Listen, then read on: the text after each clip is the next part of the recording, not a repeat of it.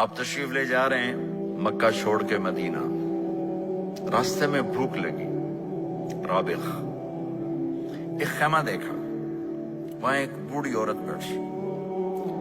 आपने उनसे कहा, माँ जी कुछ खाने को मिलेगा, पैसे देंगे? उसने कहा, बेटा बारिश नहीं हुई, कुछ भी नहीं है, कहत है, खाने को भी नहीं है, पीने को भी नहीं है। तो एक बकरी खड़ी थी, बिल्कुल कमजोर, उसके जिस्म पर सिर्फ खाल थी। आपने कहा इस बकरी का दूध निकाल लूं?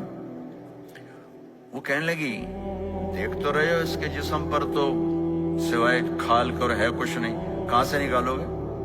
आप मुझे इजाजत दो।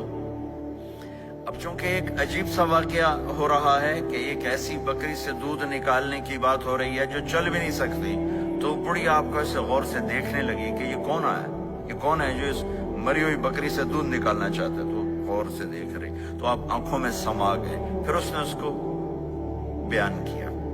आपने उस बकरी के थनों को पकड़ा तो लटक के नीचे आ गए, दूध से भर गए। तो अपने बड़े बर्तन में दूध निकाला, अपने तीनों साथियों को पिलाया, खुद भी पिया। फिर दोबारा दूध निकाल के बर्तन पूरा भर के उस बुढ़िया को दे दिया और आप चले गए। शाम को उसका खामिद आया, अबू माबद। उन्हें कहा, उम्मे माबद ये दूध कहां से? कहा इस बकरी की। कहा पागल है, ये तो चल नहीं सकती, इसका दूध कहां से आ गया? कहा एक नौजवान आया था, उसके हाथों में कोई तासीर थी, जादू था, जिससे ये दूध निकला है। वो कहने लगा, इन्हें आतीली, बताओ वो कैसा था?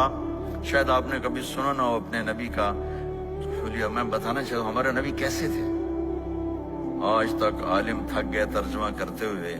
कहने लगी, मैं तुम्हें क्या बताऊं, मैंने एक शख्स देखा, मुझे लगा जैसे 14वीं का चांद ही कपड़े पहन के जमीन पे आ गया।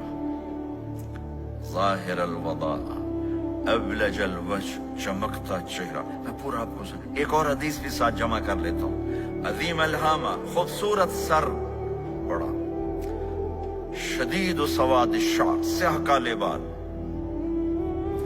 अजीम अल-हामा, सर खूबसूरत गोलाई में, वासिल जबीन, खुला माथा, अजहर अल्लौन, कलियों जैसा खूबसूरत रंग, चमकता हुआ। फूल में चमक थोड़ी हो जाती, कली में ज्यादा होती।